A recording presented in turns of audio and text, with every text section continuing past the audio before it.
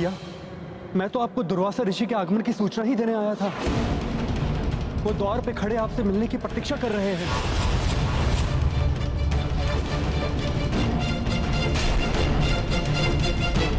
प्रणाम ऋषिवर।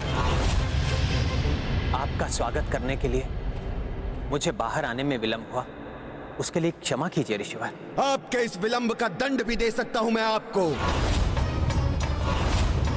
प्रतीत होता है आप भूल गए, मैं वही ऋषि हूं जिसने देवराज इंद्र को शापित कर स्वर्ग को श्रीहीन कर दिया था।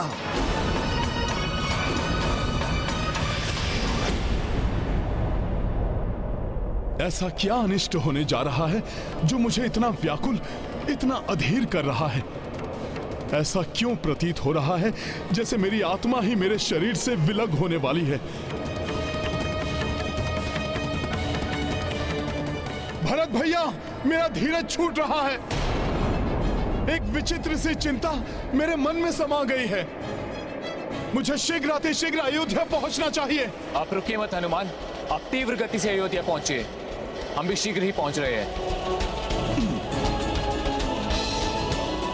अब जब तक मैं प्रभु को अपने नेत्रों से देख नहीं लेता, मेरा हृदय शांत नहीं होगा।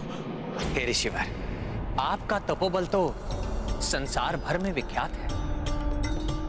ऐसा कौन है जो आपके पराक्रम से अवगत नहीं?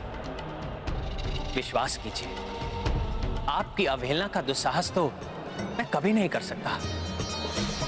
कुछ विशेष कारण से ही मुझे आपके स्वागत के लिए विलंब हुआ, जिसके कारण भले ही आप मुझे श्राप देकर दंडित कीजिए, किंतु कृपा कर आप मुझसे अपनी सेवा का अवसर मत छीनिए। हमारे निवास को अपने श्री चरणों से शुद्ध कीजिए। आप अवश्य ही अपने अनेक वर्षों के निरंतर तप से क्लांत होंगे, इसलिए सर्वप्रथम आप थोड़ा विश्राम कीजिए। हमारी सेवा स्वीकार कर हमें धन्य कीजिए ऋषिवर। अद्भुत है आप श्री राम। स्वयं भगवान विष्णु के नर अवतार हैं आप। किसी प्रकार का दंभ लेश मात्र भी नहीं है आप में। वही विनय, दया, निर्मलता एवं मर्यादा है आपके व्यक्तित्व में। और मात्र मेरे जैसे ऋषि पर ही नहीं, अपितु जगत के हर प्राणी में आपका निश्चल प्रेम बरसता है।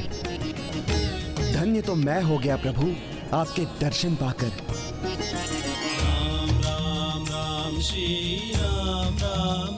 हे ऋषिवर, मैं जो भी हूं इसका कारण आप जैसे महातपस्वियों की कृपा दृष्टि और अपने पूर्वजों के आशीष से ही।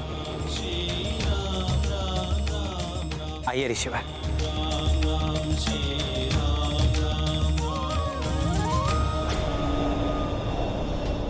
अपने प्रभु श्री राम के मंगल चरणों के शुभ दर्शन पाने में अब कुछ ही क्षण शेष हैं। ऋषिवर, हमारे इस अतिथि गृह में आसन ग्रहण कीजिए।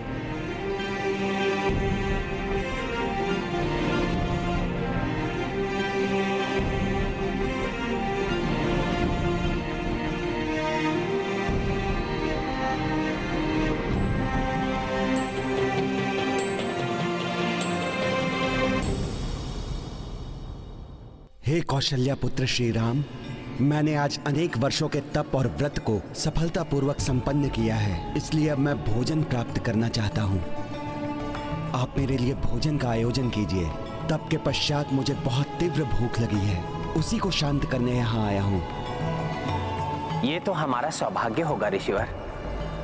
मैं अभी आपके भोजन की व्यवस्था करवा देता हूँ। किंतु श्री राम, मैं वही भोजन करूंगा जो इतने वर्षों की प्रतीक्षा के बाद अपने स्वाद से मुझे संतुष्ट कर दे, मेरे मन को तृप्त कर दे। और ऐसा भोजन तो मात्र पुत्री सीता ही बना सकती है। मैं उन्हीं के हाथों बना भोजन स्वीकार करूंगा।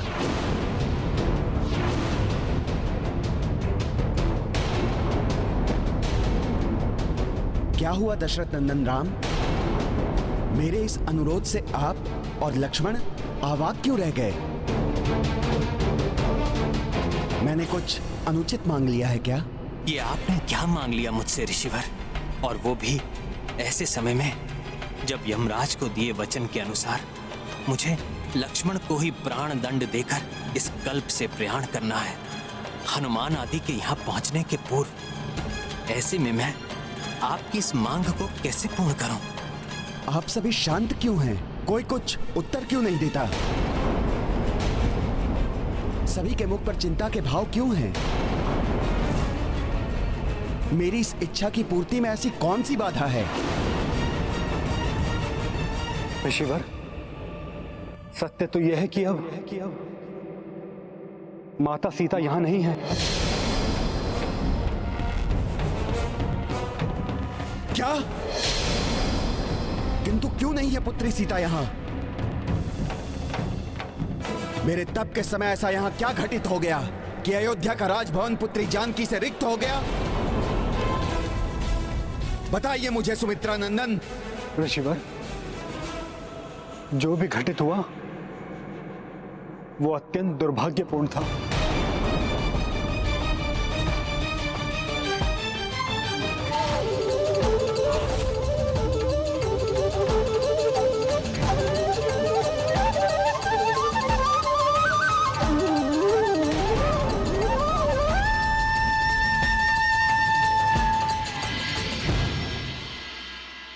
घोर अन्याय हुआ पुत्री सीता के साथ। उस समय मैं यहां उपस्थित होता तो पवित्रता की मूरत पुत्री जानकी के चरित्र पर प्रश्न चिन्ह लगाने वाले उस नीच व्यक्ति को मैं शाप देकर उसी समय भस्म कर देता। किंतु जैसे बीता हुआ कल नहीं लौटता, वैसे ही मेरे मुख से निकले हुए शब्द भी नहीं लौट सकते। अब मैं भोजन तो वही करूंगा जो पुत्री सीता बनाएगी। अब यह आपको प्रमाणित करना है श्री राम।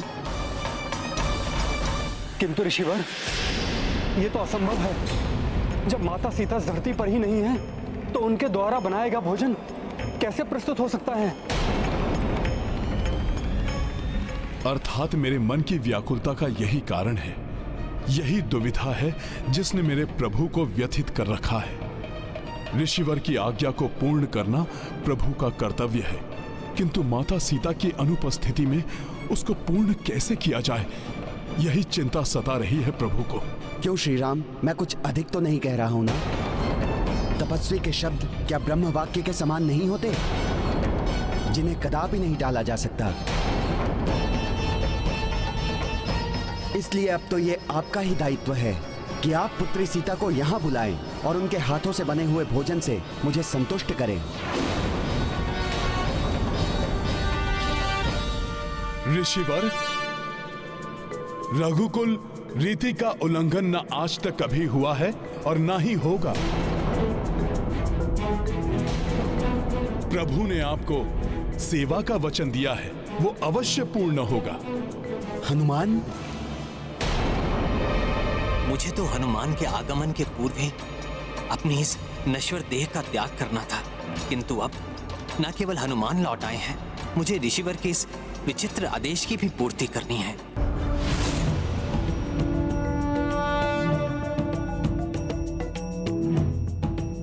प्रणाम ऋषिवर। प्रणाम प्रभु। ऋषिवर, आपको माता सीता के हाथों का बना भोजन अवश्य प्राप्त होगा। ये क्या कह रहे हैं हनुमान? ये कैसे संभव है?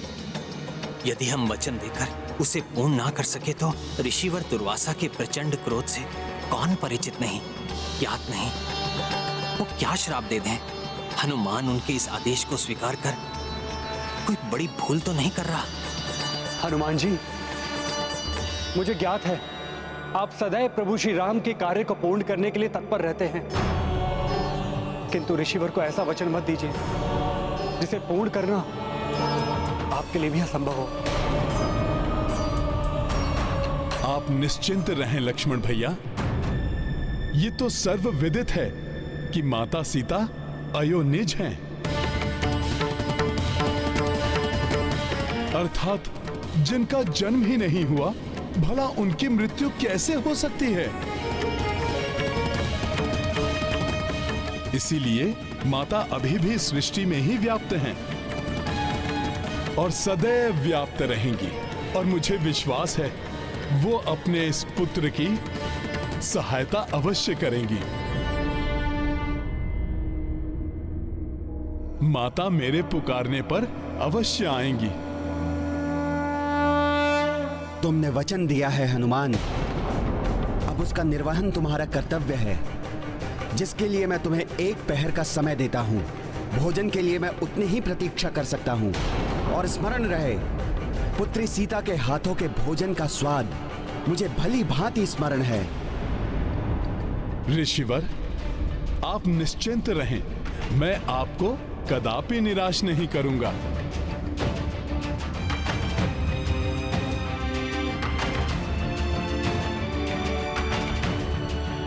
लक्ष्मण भैया, ये कार्य तो आप मुझे अकेले ही करने की अनुमति दीजिए। आप यहीं सभी के साथ रुकिए। मैं माता के हाथों बना भोजन लेकर शीघ्र ही लौटूंगा।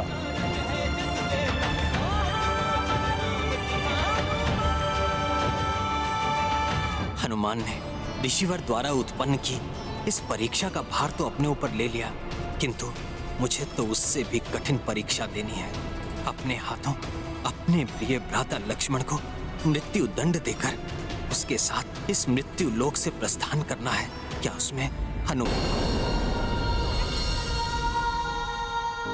आप सभी लोग यहां से जा सकते हैं। ऋषिवर को माता सीता के हाथों का भोजन ही चाहिए, इसलिए माता ही भोजन तैयार करेंगी। प्रणाम।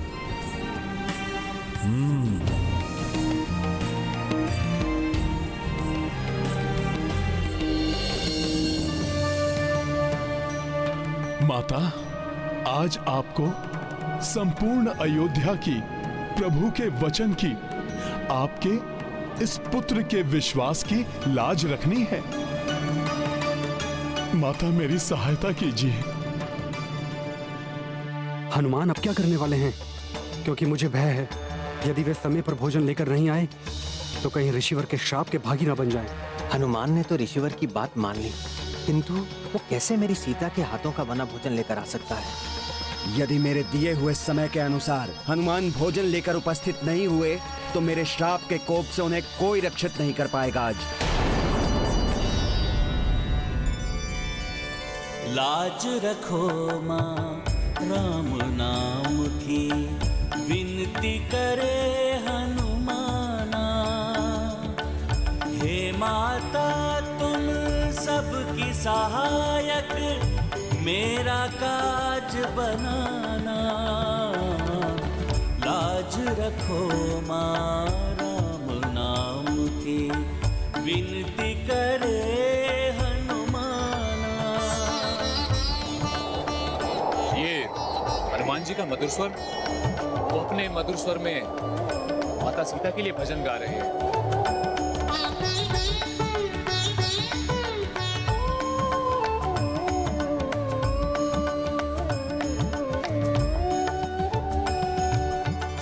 तुम जग की हो तारिणी माता, तुम शक्ति संपूर्णा। तुमने हाथों से है खिलाया अन्न मुझे अन्नपूर्णा। हाथ जोड़ करूं याचना सुन के, माता तुम चली आना। लाज रखो माँ राम नाम की, विनती करे हनुमाना। नारायण नारायण। हनुमान माता सीता को ऐसे पुकार रहे हैं मानो जैसे नन्हा शिशु इतने विश्वास से अपनी माता को पुकार रहा हो, जैसे कि वो सदा उसके साथ रहती है। किंतु जो माता अपना सब कुछ त्याग कर चली गई है, वो क्या अपने पुत्र की पुकार सुनकर उसकी सहायता के लिए वापस लौट आएंगी? है रामायण, रामचंद्र गुण धाम की, सब सुधि जन करिए कथा श्रवण श्री राम। जय श्री राम।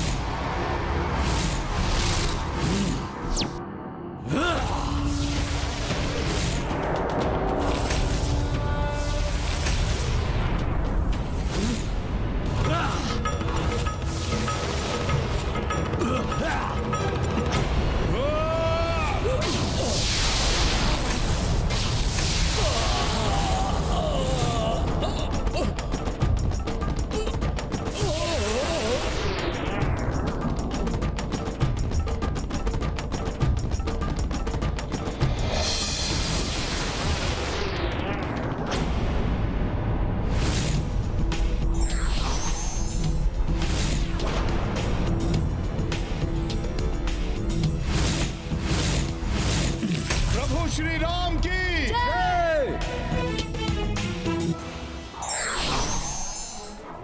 हे श्री राम भक्त हनुमान, मुझे और मेरी गंधर्व सेना को इस अधर्म के अंधकार से मुक्ति दिलाकर आपने हमारा उद्धार किया है। आपको शत शत नमन। संकट मोचन महाबली हनुमान की जय। संकट मोचन महाबली हनुमान की जय। हे संकट मोचन महाबली हनुमान, आपकी सदैव ही जय हो। जय हो प्रभु श्री राम की। उन्हीं की महिमा के प्रताप से ये सब हुआ है। मेरा तो सर्वस्व वही है। मेरे लिए तो आदि भी प्रभु श्री राम है और अंत भी प्रभु श्री राम ही है।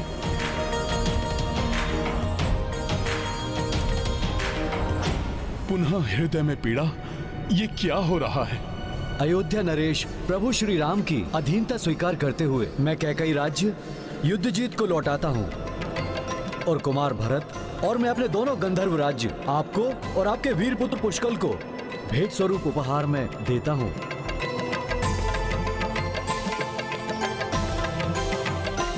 अब हमें प्रस्थान की अनुमति दे महाराज।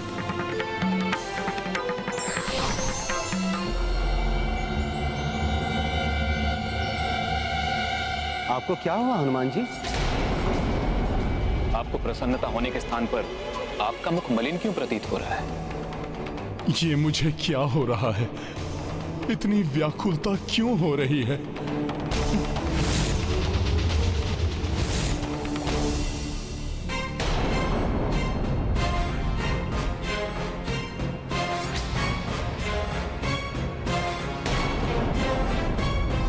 रघुकुल की वचन निभाने की रीत तो जग प्रसिद्ध है। आप अपना वचन निभाइए और मृत्यु दंड दीजिए लक्ष्मण को।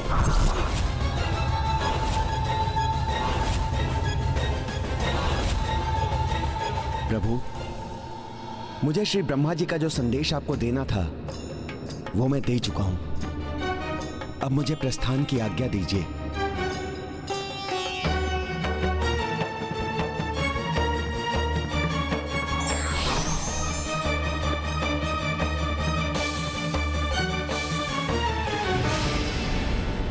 क्या सत्य में श्री राम लक्ष्मण को मृत्युदंड दे देंगे?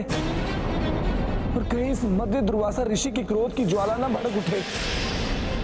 और यदि हनुमान को इसके बारे में ज्ञात हो गया तो क्या होगा? गंधर्वों से युद्ध समाप्त हो चुका है। हनुमान किसी भी क्षण लौट सकते हैं। ऐसी असहनीय पीड़ा का आभास क्यों हो रहा है मुझे? मेरे हृदय में उत्पन्न हुई इस अपार वेदना का भला क्या कारण हो सकता है? हनुमान जी को अनेक संकटों का सामना करते हुए, उन संकटों का मोचन करते हुए देखा है मैंने, किंतु उनकी आज जैसी अवस्था तो कभी नहीं देखी। हनुमान जी बताइए ना, ऐसा क्या हुआ है जो आपको इतना विचलित कर रहा है?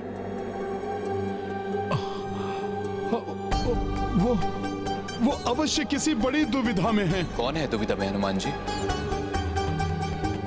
प्रभु, मेरे प्रभु किसी बहुत बड़ी दुविधा में है।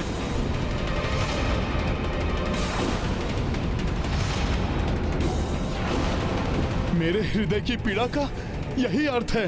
कि मेरे प्रभु का हृदय किसी दुविधा से संतप्त है। भरत भैया, हमें शीघ्र प्रभु के पास अयोध्या लौटना चाहिए।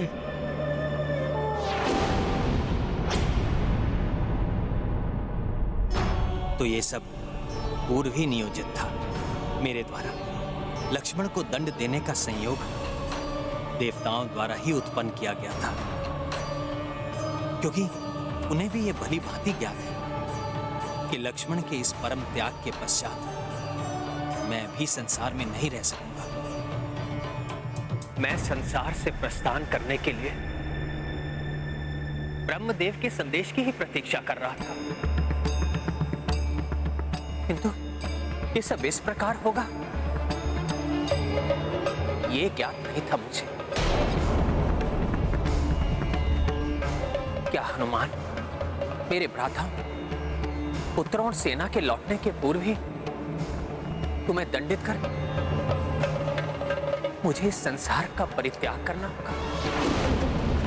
कदाचित ये ही उचित है, क्योंकि यदि हनुमान को ज्ञात हुआ तो कदापि वो मुझे जाने नहीं देगा, नहीं देगा जाने। इतना विलंब क्यों हो रहा है? क्या राजा राम के द्वार पर ऋषियों को प्रतीक्षा करवाने की नवीन प्रथा प्रारंभ हुई है यहाँ?